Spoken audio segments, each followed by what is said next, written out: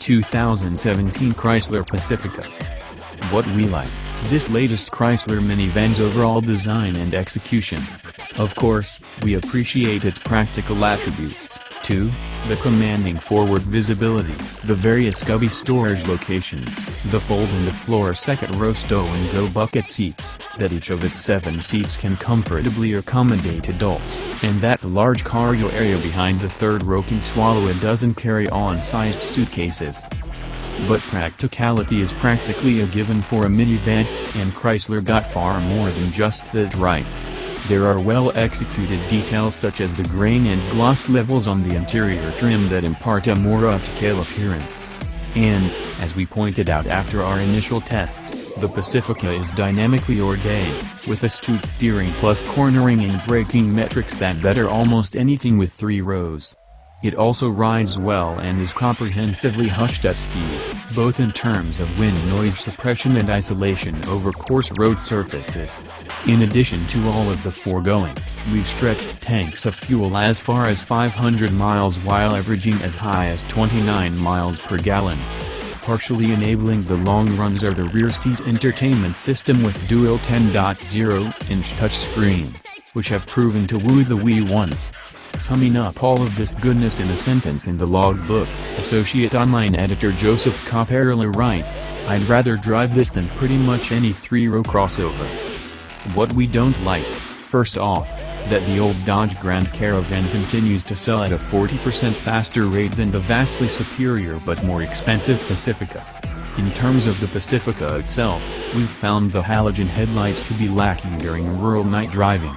So did the Insurance Institute for Highway Safety, IIHS, which gave them a poor rating, the lowest possible, in its relatively new illumination testing. The top-spec Pacifica Limited gets hits, which we wish were available on lesser trims. Those score an acceptable rating from me. Those of us who have logged the most miles have reported achy outer thighs after resting them against the relatively firm seat sculpting for more than 3 or 4 hours in the saddle.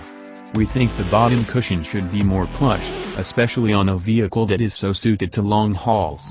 There is also a slight interstack divide between stow-and-go devotees and those who would prefer non-foldable middle-row seats that are wider, cushier, and even more comfortable for adults.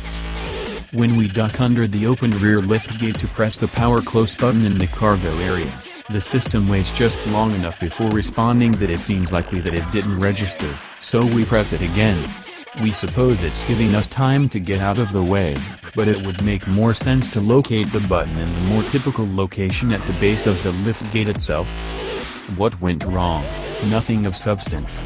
We did visit the dealer for the first scheduled service at 9,900 miles, which consisted of fresh 0 watts -20 oil and a filter along with a tire rotation, all for $86. We have noticed one odd glitch that we'll investigate during a later service stop.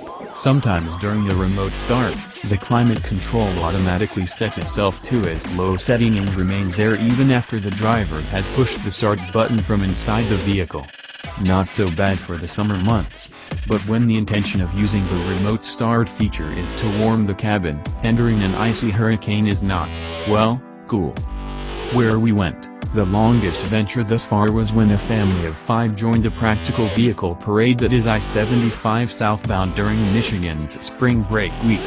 They logged 2,500 miles, which included stops in the Hilton Head, South Carolina, area as well as a jaunt down to St. Augustine, Florida. There also have been 3 separate weekend journeys to northern Michigan for activities ranging from downhill skiing to a gentleman's woodsy weekend outing. But, no matter the mission, all travelers have returned spouting Pacifica superlatives.